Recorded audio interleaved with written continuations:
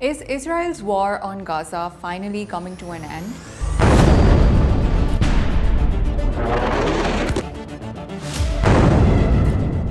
Irked over Hamas's silence to his proposal for ending war on Gaza,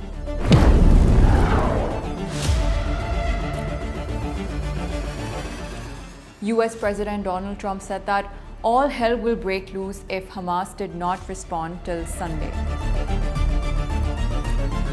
And then Hamas did respond, which came as a surprise to many following the development.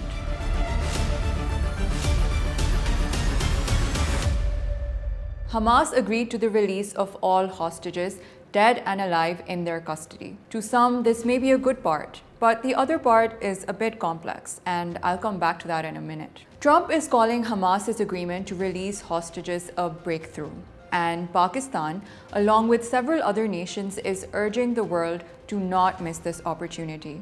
So, is the war finally nearing an end? Let's break it down.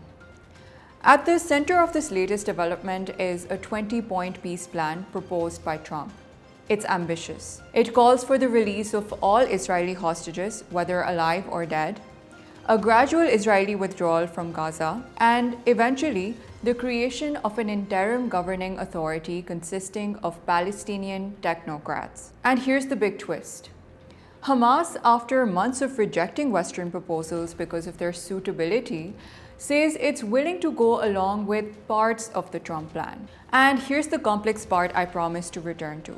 Although Hamas leaders agree to set the hostages free, they want changes to the Trump plan. They insist that Gaza must be administered by a Palestinian-led body with Palestinian technocrats.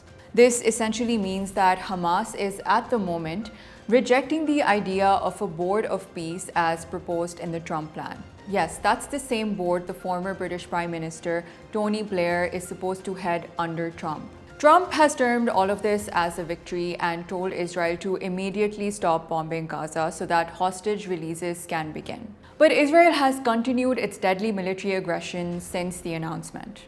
And as far as Israel's own reactions go, well, more complexity. Prime Minister Benjamin Netanyahu says he will prepare for the release of hostages, but continue to follow Israel's peace plan, which the US president announced. Essentially, that means Netanyahu is saying that he doesn't agree to Hamas's suggestion on replacing the Board of Peace with a Palestinian-led administrative body.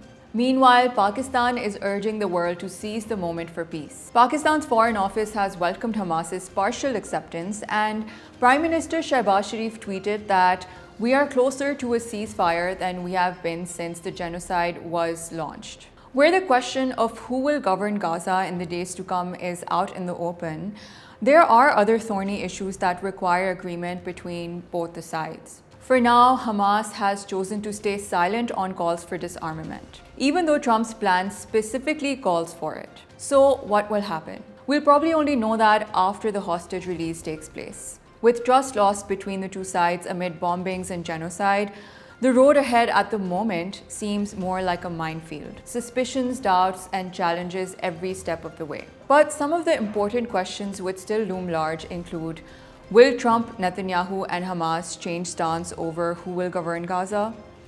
Will Trump recognize Hamas as an entity to deal with in the future? And perhaps most importantly, does this plan have strength to deliver long-term peace, or is it just another temporary truce? And even if there is going to be a ceasefire, when will it come? The plan does little, if anything, to hold Israel accountable for prior bombardments, killings, and massive destruction of Gaza's infrastructure. So, is an end to Israel's war on Gaza finally in sight? Maybe, but any arrangement that sticks is far from guaranteed. Critics warn that without consistent political ownership by Palestinians, the entire plan, even if accepted as it is, will collapse and Gaza may roll back into conflict. But Hamas's agreement to release the hostages and their readiness to resolve all the issues through talks do hold out hope.